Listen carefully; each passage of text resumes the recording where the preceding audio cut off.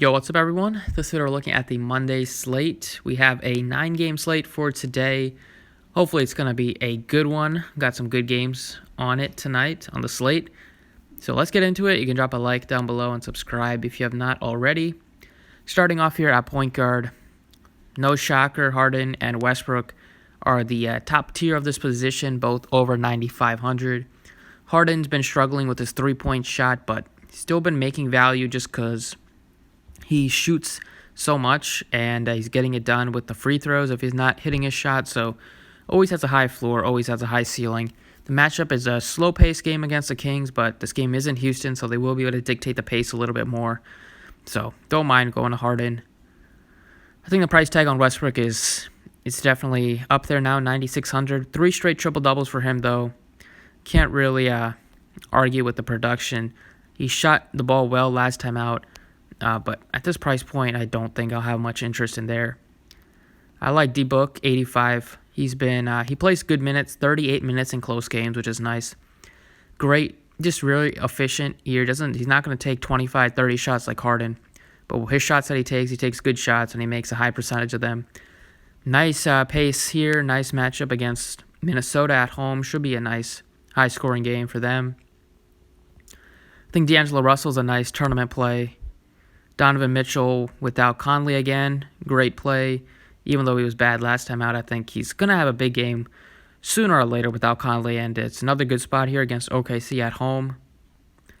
Brogdon, if he's out, then you got to like Holiday again, Aaron Holiday, 4,100.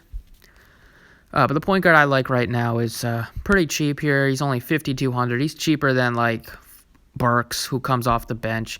Cheaper than Sexton. It's Lonzo Ball, 5,200. They got absolutely smoked by the Mavericks, but he did manage to play 27 minutes in a blowout, so his minutes are secure now that he's back in the starting lineup, and has been for the last 4 games. So we'll see 30 to 35 minutes here, and close games can get up to like 38 if he's playing really well. Coming off of his worst shooting performance of the season, 0 of 7 from 3, 1 of 9 from the floor. He's definitely I think he's going to bounce back here. I don't think you can't do much worse than that, and this year he has been a little bit better at home, so he has that working for him. The matchup is a slow-paced one, but I don't hate the matchup against the Pistons just because he's so cheap, and his ceiling literally has like a 40, 50-point ceiling, so at 5,200, a really nice value play on both sides. Over at shooting guard, probably one of Kawhi Leonard or Paul George is going to rest. I would assume it'll be Kawhi just because he has been all year in back-to-backs, and he played like 5 more minutes than Paul George, who was in foul trouble against the Wizards. So we'll see when the announcement comes, but that'll open up some if we get that news. Well, we will get it before lock. It's a 7 o'clock game, but that'll open up more plays. Like if Kawhi's out, then we'll love Paul George and like Lou Williams. So we'll just have to wait on that news. Like I said, Russell, I think a 7,700 will be a nice tournament play just because you don't know how many minutes he's going to get, but however many minutes he gets, he will probably be able to crush here against the Grizzlies at home. In his first 2 games back from a thumb injury, he hasn't shot the ball well. Well, he shot the ball decent in the first game, but he hasn't played big minutes, hasn't had a big fantasy score, but really dominates the usage when he's on the court, and can't really ask for a better matchup against the Grizzlies. But really just a much safer play was going to be Donovan Mitchell. His minutes are like 33 to 38. It was also a blowout against the Grizzlies, so he didn't have to play the final few minutes. He struggled with the turnovers, 7 turnovers, but he's still going to benefit with more usage without Conley. He does play next to Ingles, who does kind of run the point, so it's not like a huge difference for him, but just will get more playmaking opportunities, and the price tag is still not really up there. The price tag went down. It's another decent spot against the Thunder, so I'll be interested in Mitchell. At small forward here, I think the price tag is, just talk about the mid-range. Ingram, decent option. But if Kawhi's out, I would love Paul George at 7,800. I like Buddy Hield at 71. Oubre, 67. Chris Middleton. Another game, we thought we finally would have the Bucks in a competitive game against the Clippers, and they beat them by 38 points. So you're just so good.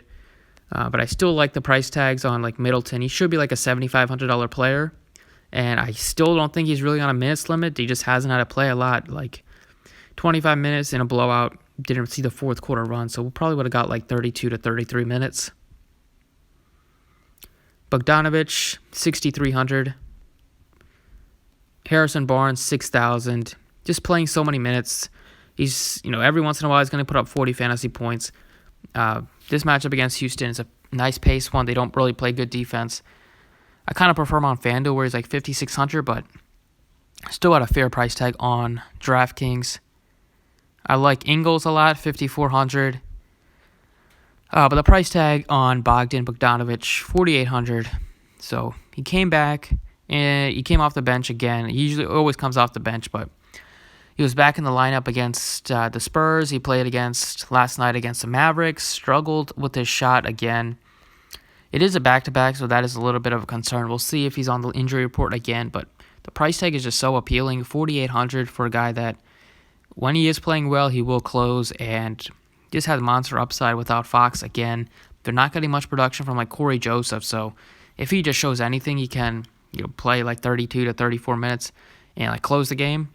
But he's still dealing with a hamstring and knee injury that's limiting him, and it is causing him pain. But at this price point in a good matchup, really good matchup against the Rockets. They don't play defense. Harden and Westbrook save all their energy for the offensive end. So I think Bogdanovich 4,800 is really nice play. Power forward, I like Blake Griffin 7,200 just because the matchup is great against the Pelicans, one of the worst defensive teams in the league. He finally had a decent game out, put up first time this year he's put up 40 plus fantasy points. Price tag is still nice on him at 7,200. But then, we're going to like Oubre, Gallinari, but the price tag that sticks out once again is Kevin Love, 6,400. Another spot where I want to buy low on Kevin Love.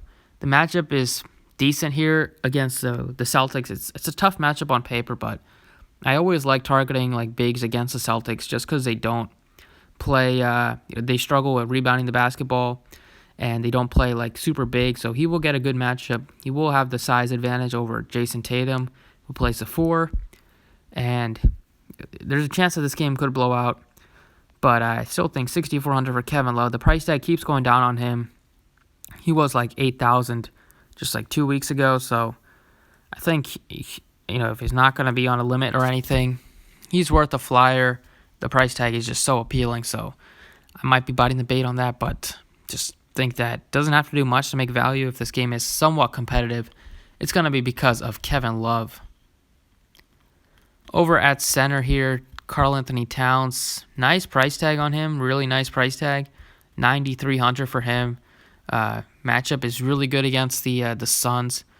I will be playing him at center. I think that there's other options here like Capella, Valanciunas, Gobert. All three of them are also appealing if you want to do a double stack at center, but just like the matchup for Towns against Baines, who's been dealing with the calf injury. They said he's probably going to play, but don't know if he's going to be limited or anything. And even with Wiggins probably back here, he played last night, all you're getting out of Towns is a lot of 50s and 60s. For him to be at 9,300 is really nice. Really nice price. And then at guard here, like I said, looking at like the injury news of Kawhi is going to be big for determining Russell for tournaments.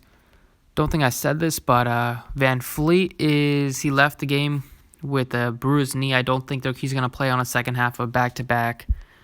And Kyle Lowry is down there at 6,800. Price tag is so cheap on Lowry that just going to play him. Like, he's playing big minutes.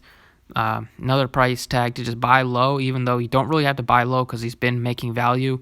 He's just going to play like 40 minutes. That's what he's been averaging the last 3 games that he's been back. Could blow out this game, could blow out the Bulls and not have to play a lot, but it's on the road. And it is a back-to-back for both teams, so there's not really an edge there. But yeah, this one I'm kind of liking for DraftKings here as an early look for this Monday slate. And then over on FanDuel, let's look here. At point guard, Lonzo Ball is also really nicely priced on FanDuel at 6,000. Don't mind going to Kyle Lowry as well. He's at 8K. He's a little bit more expensive, but still probably without Van Fleet, just a really nice play. And now we don't have to worry about playing Melton or Jones now that John Morant is probable. At shooting guard, Harden is at 12.2. Nice price tag on FanDuel as well. Don't really have interest in Holiday at 85. Still like Booker. I'm interested in like Booker, Mitchell, Russell as my spend-ups here, and even Buddy Hield. But I like Mitchell here. I think he's going to have a big game very soon without Conley in there.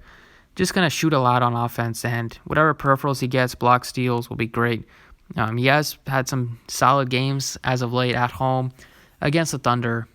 They play pretty small. They play like a lot of guards here with Paul, Shai Gilgeous-Alexander probably matched up against him.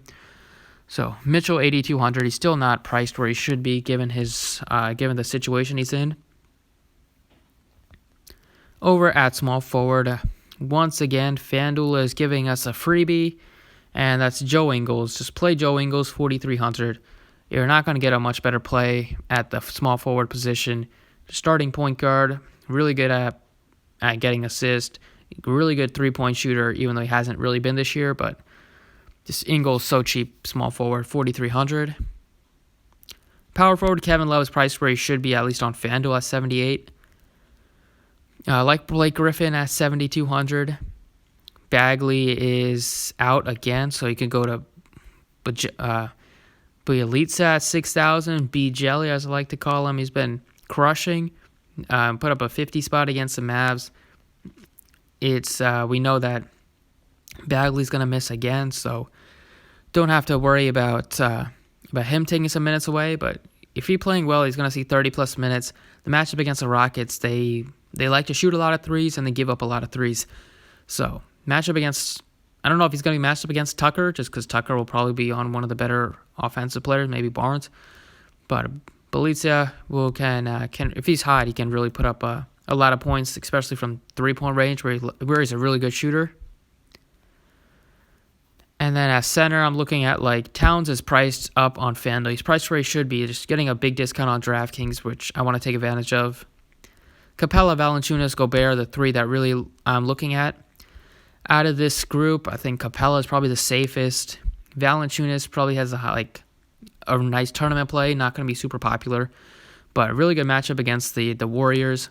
He's going to get John Morant back, so won't have to do everything on offense. And then Gobert is probably going to be like the chalk play, so maybe like Capella right now, see throughout the day if that changes. But those three are where I'm looking at. And that's kind of it for FanDuel. And then this is what I like for DraftKings.